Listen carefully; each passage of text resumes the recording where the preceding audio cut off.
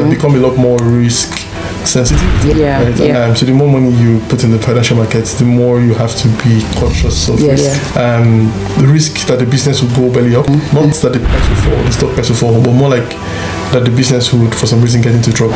Sam is a staff engineer, a finance guru, and he's a property investor. He might also be a millionaire. What is one advice you have for people who are new to investing?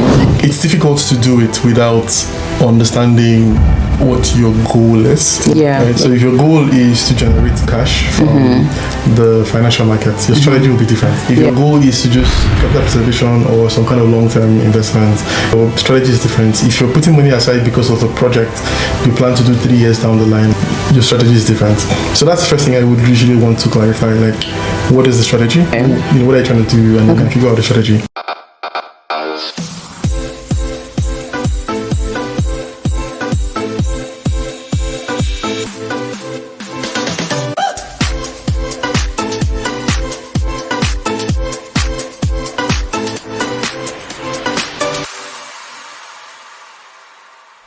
I kind of wish that someone had told me as far back as 2020 that I could actually get a property on a blue card. Sometimes I wonder how life would have been without good The underlying driver was that dissatisfaction that I felt like I had peaked, and I just wanted to try something. So the first thing I would say right out the gate is always look for a second and a third opinion. Yes. Let's talk about finance.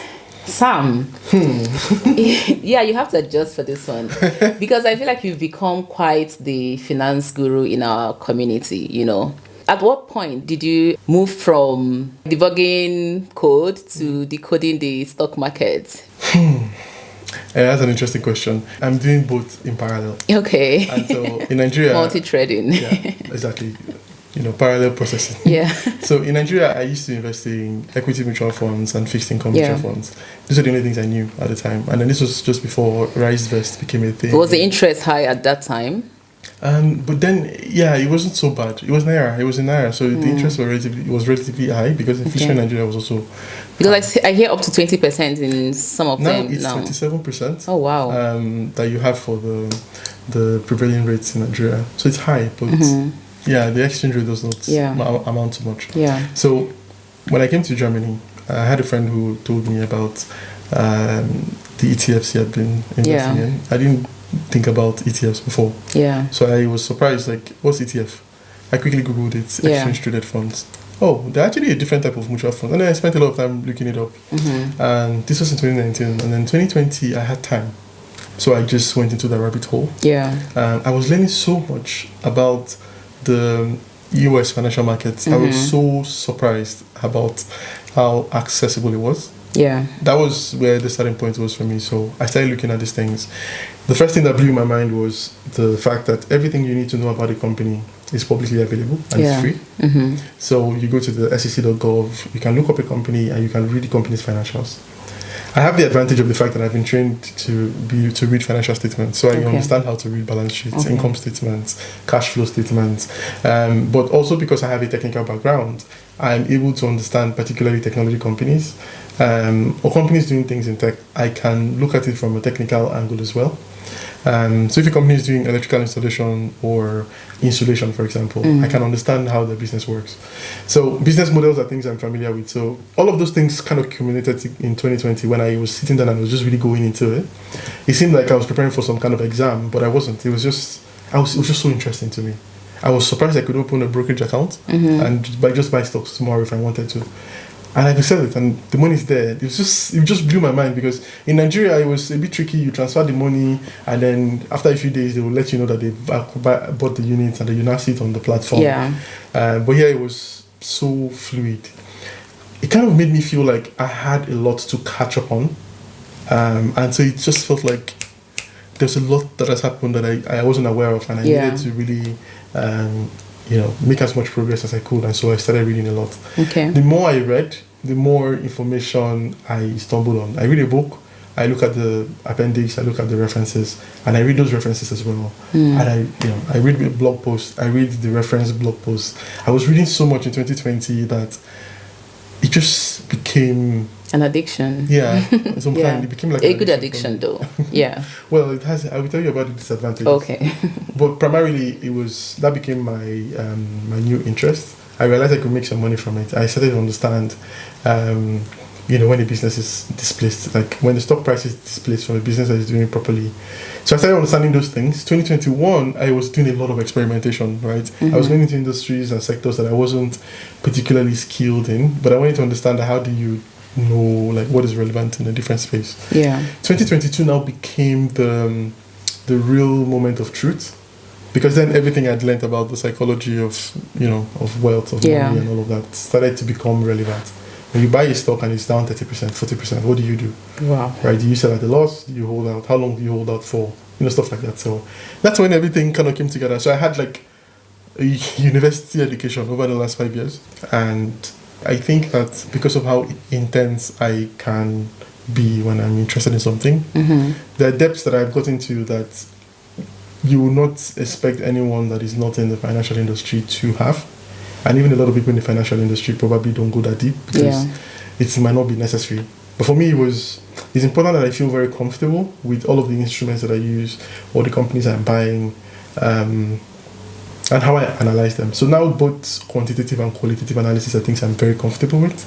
And that's my, the air I breathe, basically. Okay. So I've made a lot of money from investing in financial instruments in stocks. Of course. I've made some money investing in stocks. I've learned portfolio sizing. So I've become a lot more risk sensitive. Yeah.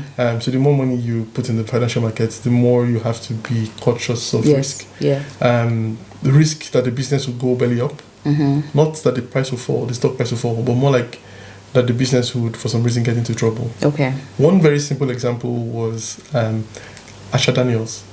At the end of 2023, they were giving an earnings call and mentioned that the CEO was stepping down, that CFO was stepping down, that they found discrepancies in their financial statements. Oh. And the stock just dropped 40-something%. And that is the thing. Like, stocks are so affected by news. Any slightest news can either shoot it up or just down. Exactly. And so something like that, where you have accounting irregularities, you need to be very cautious about stuff like that. So most times I tell people, see, it's one thing to look at the price that is going up. Please make sure you understand the business, right? Not just from qualitative, but also from quantitative. Yeah. Do your comparisons yourself. Enter the values, make sure everything that they say earning, they're actually earning it. And also, like, keep your ears down for the news. Oh, for sure. Yeah. You know this AI thing everybody's talking about now?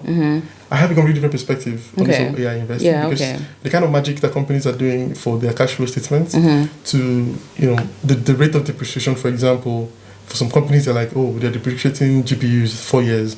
Some other companies they're doing 6 years, stuff like that. And you're looking at the rate at which new models of GPUs are coming out. And I'm like, it's the same GPUs you people are using, right? CoreWeave buys the same GPUs. Nvidia is producing the GPUs. Google is buying the GPUs. Amazon is buying the GPUs. Facebook is saying, oh, we're depreciating our own in 4 years. Right? This one is saying they're doing it in 6 years. It's just so you think it will have a ripple effect or what? We've seen it before. Right? We've seen it so many times before. Yeah. The most interesting one I can even give you was the telecom boom. Right? Yeah. It was just, if you read about it, it just makes me smile sometimes because I just realize how the same we are as humans. The times may be different, but the humans are the same. Like the human beings involved are the same. So we saw it then. There was this massive build out of telecommunication infrastructure that happened. Then everybody was talking about the future and how the internet was going to be massive and big. It will get massive, it will get big, but not the way you think, and not the companies that you were expecting. Right? So now nobody talks about AT&T. Nobody talks about Verizon. Right? These are the companies that were, and new ones are emerging. Oh, I'm telling you. And if you see how many companies went bankrupt, like in that whole period where they took up a lot of debt and stuff like that, one of the things that is certain is that no matter how crazy the build out is, these things are going to get commoditized. Right? Intelligence is going to get commoditized. The same way the internet is now. In Europe, you just pay $40 and you get access to almost unlimited internet. So it's the same way the whole AI thing is going to be. It's going to get commoditized. The price of all of these AI models is coming down. There's not going to be some kind of massive AGI moment that everyone is freaking out about. So if you're investing with that in mind, you need to go and check, go and do your research, understand like from a technical angle, when you look at the foundations of the machine learning models, these LLMs that everyone's talking about, LLMs are not going to give you a GI. We all know that. It's kind of like an inside joke or an inside secret in the tech space that LLMs you cannot scale them into a GI, right? They're not conscious. They don't have an understanding of the world in a sense. They're predictors. They predict the next tokens and stuff. So everyone who's betting on it as if it's going to be some like God level kind of model is going to come out one day. I hope the GPT-5 launch has put everybody's, cool everybody's temperature down, right? Yeah. It's not this, it peaks at a point and then it just flatlines, right? And then at some point it starts to decline unless something else is a new gives architecture. Momentum, If we have a new architecture for machine learning models where they can learn and they can change, we need a different kind of architecture that allows them to be able to understand the world as we know it. We don't have that yet, so fingers crossed on who is going to be able to get it. We're talking about AI now. Do you employ AI does it help you anyway in making your financial investment decisions? Oh, for sure. I use Notebook LM. Okay. So when I'm reading like Thank You, I just put it on Notebook LM and I listen to the two hosts, they talk. I can get in and ask them questions. So that's for me has been extremely useful. Okay. What else? Mostly summaries. Like if I'm trying to condense things down to make sure I understand what the key points are. If I don't have a lot of time. But if I have a lot of time, I'm just going to read the things myself. But I use them most times just for analyzing stuff. What of in stock predictions and maybe like suggestions on which stocks would trend? No, I don't use it for that. Okay. I use financial screeners to look for companies that are dislocated. Like the company is growing revenues, the free cash flow is growing, they're buying back stock. I don't understand, why is the stock price down 50%? And then you look at the story and something like Adobe, for example, that everybody thinks AI is going to displace. I would tell you that I don't think AI will do that. Why do you think so? The reason is because you have to be making assumptions about the extent to which AI is going to get to for you to think that it's going to displace a business like Adobe. I see. Adobe is something that everybody uses to do video editing, content creation and stuff like that. At least particularly at a particular scale. Yes. Yeah. And then you have Figma. Figma comes in and Adobe is still growing double digits, right? It's still growing revenues double digits because the market is really large. But if Figma just went public now, they might become a competition like after some time. Well, they are a competitor for a segment of Adobe's business. I see. But it's not material, like it's not, the market is expanding, right? And so there is enough space for everyone in the industry to make money. It's similar to what's happening with Google as well. Everyone thinks AI is going to take Google's launch, right? But you're underestimating the distribution that Google has. And it's similar to Adobe as well. They own the PDF format. PDF is like the portable document format is an Adobe construct. They were the ones that designed that whole format. So they have a lot of concepts like that a lot of like patents that the company is sitting on and a lot of intellectual property that they have in their arsenal. And the distribution of products in their creative cloud is so much. And so you're wondering like AI is going to do what? The video editing, the photo editing, the documents, the illustrators, like what? Because you can do generation with AI, right? AI can make suggestions and all of that, but you need these tools, right? And so for me personally, I feel like Adobe will coexist in the world side by side with whatever AI solution is out there. Same with Figma. Figma is even at risk of getting taken over by AI. They even have competition with Canva, for example, right? So I don't see Adobe going anywhere anytime soon. The company is at one of the lowest valuations that's had in more than a decade.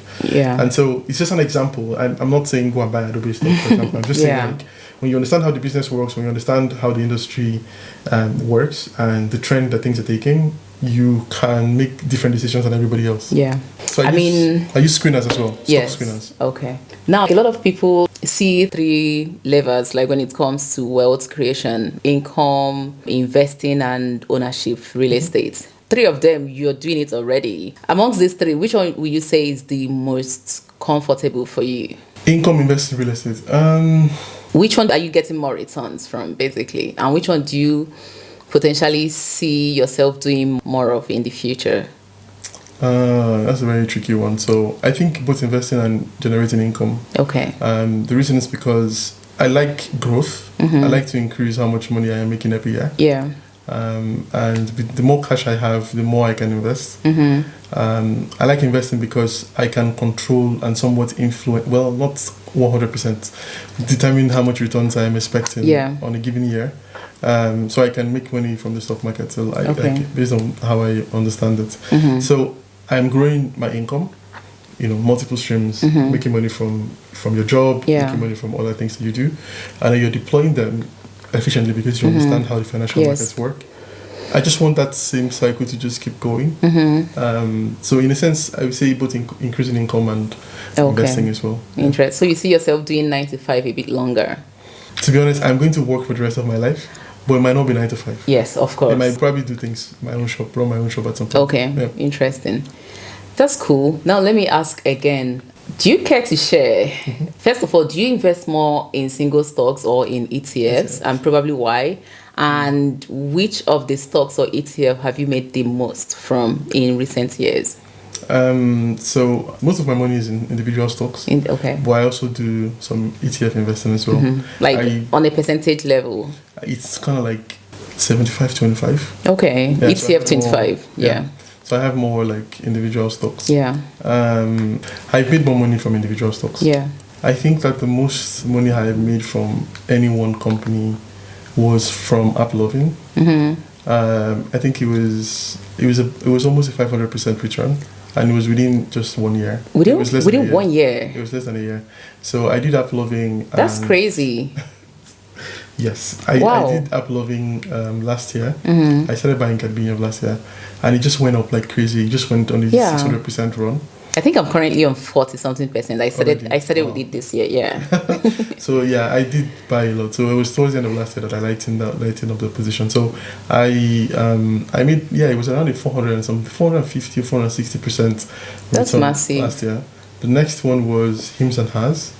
It was also the same. It was around a 400% return last year. I lightened up Hims and Hers earlier this year. Yeah. Around the inauguration. But I read that it was overpriced. I see that it's going down now. Well, it's volatile. Yeah. Right? I started buying it at, I think it was like $8 a share. Wow. And I sold it around 70 something. It was just like so I started my sale. Yeah. Once it just got all the way up, I sell 25%, I sell 10%, 25%, until I eventually closed out the entire position. So I have companies like that. I have the ones that are kind of like on almost 300% return as well, but I'm not selling. Something like Netflix, for example. I've had Netflix for a while. It's up like almost 300%, and I'm just holding on to it. Okay. So I have some companies like that. But Hims and Hers, AppLovin were two that I just made a lot of money from, and I closed them out. I want to invest my money with peace of mind. Yes. I want reliable, steady growth. Yes. And not just unpredictable, blowouts. Yeah. Because the same way Palantir just goes. Exactly. It's the same way it can come down. Yeah, so true. I don't want that kind of volatility. So. One thing about stock investment is that, at least for me, like anything I'm investing in stock, I'm not putting my mind to it because anything could happen. Yeah. It could double like in a year, but at the same time, you could lose all the money. So I don't count it as my money yet until I sell. Until you sell. Yeah. Now I feel like the market is even toppy. Yeah. Because a lot of people are starting to post on the internet about their returns. Yeah. And when you look at the companies they invested in, they're usually speculative assets, Palantir, this type of companies. But I tend to follow a similar approach. There are companies I invest in that everyone else probably is not aware of. Yes. A simple example is a company called Top Build, right? Yeah. They do building insulation in the US. They're like the largest insulation company in the US. It's not something that's sexy that a lot of people are interested in, but I realized that it was very severely dislocated earlier this year. I started buying it, and now it's rebounding for some reason. Yeah. Right, it's rebounding now like crazy. I don't know what the catalyst is because the revenues, the growth rate has not changed. It's still the same. So all of a sudden the market really likes it now. And the same thing with SIBO, Chicago Board of Exchanges. It's something that most people are not. It's not an AIA trade. Yeah. Right. They sell options. Right. This whole 0-day options that people are buying and all of them. So they're the kind of companies I like to invest in that is not mainstream. Yeah. Hims and Hers was that for me last year, but then all of a sudden the market figured it out and then took the price up, and now it's, it seems like the company is now starting to do shady stuff. Yeah. So I'm kind I of think I'm at a loss at the moment. Ims and has. I am.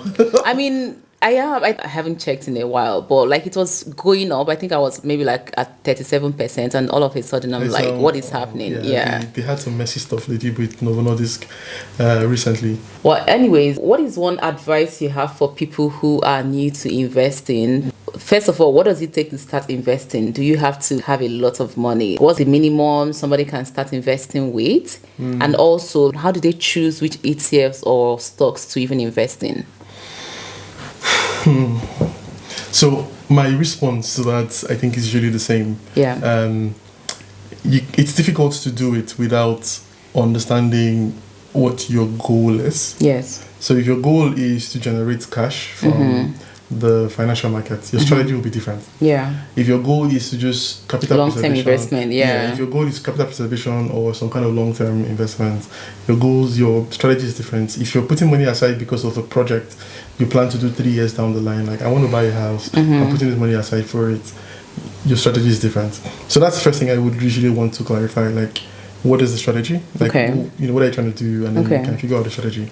Now, depending on what your strategy is, the most common example is, well, I'm making money, I'm saving, what do I do with the extra cash, right? In those scenarios, if you are not someone who is too risk bubbly, like you're not receptive. If you don't want to speculate and you just want to do something, you want to invest and not think about it, my first advice is usually like, well, I'm not going to say it's an advice, but what I would do if I was in that situation was I would invest in the total stock, like all world index, FTSE all world index. I just want to invest in the overall stock market. It's global, it's more diversified. It has like maybe 60% US and then 40%, emerging markets or international companies, compared to like MSCI World, which is kind of like, it has a higher percentage of these US companies. So that one you can just invest in and forget about it. Just keep investing and let it go. Or find a way to balance it out. Do depending on your age as well. If you're someone who is relatively young, you want to weight it more towards stocks than fixed instruments. Interest rates are relatively still high in America, so if you wanted to do like fixed income instruments, you can lock in 5% rates now. If you have a lot of money. Risk-free, mostly risk-free, 5% return. But for a lot of people, they're not comfortable with that. They want a bit more. So I would usually recommend people like me. But in a scenario where you feel like you have the time, you're curious to make your research and observe the news. So if you're able to understand domains, like you understand the business, like something as simple as your Apple phones, like you understand like the economics around an iPhone and the things you use on a daily basis, you want to start from there. You want to start with the things you know, and then go deeper, right? There are a lot of consumer staples. And there are also consumer electronics that we use. Everybody uses Amazon. Everybody uses Google search. We buy Pixel phones, we buy iPhones. So these are things you can already start checking out. The easiest place to get all of this information is to go on the sec.gov website and search for a company and look at their financial statements. Every company in the US that is publicly traded is mandated to have an investor relations page. So you can go on their website, look for investors, and they'll give you all the information you need. They have slides and stuff like that. So you can go and look at that. But lastly, it helps. If you've become a bit more sophisticated, screeners are going to be a very big help. So you can look for companies that are 52 weeks low and stuff like that, and then start to pick out the ones you want to do a deeper dive into. I hope you guys are grabbing it for those people who might need this. And also, if you want to reach out to Sam, I'm going to put again his social media here so that you can reach out to him. Do we pay for consulting, or you're going to do it free for us, right? I don't charge people for this conversation. Everything I've learned was learned for free, so there's no point in putting a price. I appreciate that. Thanks a lot for that. Thank you. We've really talked about a lot of things. You becoming a German citizen, like getting into tech, becoming a homeowner, now becoming a finance guru. So now looking at this, your entire journey now into real estate and finance and tech and all of this, what has been your biggest mindset shift when it comes to wealth? I I think the biggest shift for me is, I think I got this when I read Psychology of Money the first time. It was that wealth is money you don't spend, right? Okay. And so I'm not someone that is showy. I'm not interested in it at all. Primarily because one of the examples he gave in the book was the story of someone who has a Ferrari. You feel good because you're in a Ferrari, but people don't see you. Yeah. They see themselves in it. Yeah. And so if you're trying to impress anybody, you're wasting your time. Yeah. Right. So money that you spent, you no longer have. That was the first thing that shifted in my psychology. And then wait, rephrase this. Like, say it again. Wealth is money that worth you don't spend. That you've not spent. Yeah. Oh, of course. Yeah, but you've 100% the money you've spent you no longer have. Yeah. Right. And so if you're spending money to impress people, to get attention, to be seen as rich, you're wasting your time because nobody really cares. Yeah. Psychology of money. But then again, in my own world, why are we stacking up money? Money is meant to be spent, Yes. To be honest, I think I see money as a unit of measurement for my time. Yeah, okay. And so I've built up a lot of time that I would want to reclaim in the future. Yes, yeah. So I'm not going to spend it to impress someone else, right? And so I'm very careful how I deploy the capital. I'm very aggressive when I save and invest. So it's like a safety net for you.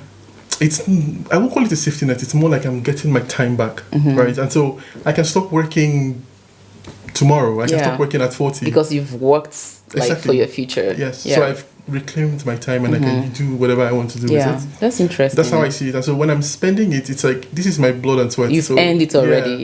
So I'm very sensitive to spending money like that. So these are the kind of things that have shifted in my psychology. Everyone that is out there is there to, particularly in the financial markets, both real estate, stocks, they're looking to get that money from you. Yeah. And so you should be doubling down to kind of like preserve it as much as you can. Yes. So it doesn't mean you don't. I travel a lot, right? Yeah. But what I try to do is I make my trips more dual purpose. If I'm checking out a particular environment or market, I'm going to meet some people. Okay. I kind of factor that as part of my holiday. Like I try to do dual purpose trips. Yeah. I don't go places just for the sake of going there. I don't post as much pictures as most people do because for me, I'm not a content creator. You're not trying to show off for any reason. Yeah. That's what I'm saying. I'm not a content creator, so I can understand it when it's people's business that they put content out there. But for me, I'm not. So there are a lot of things I do that I don't really need to talk about with anybody, to show anyone. So it's for myself.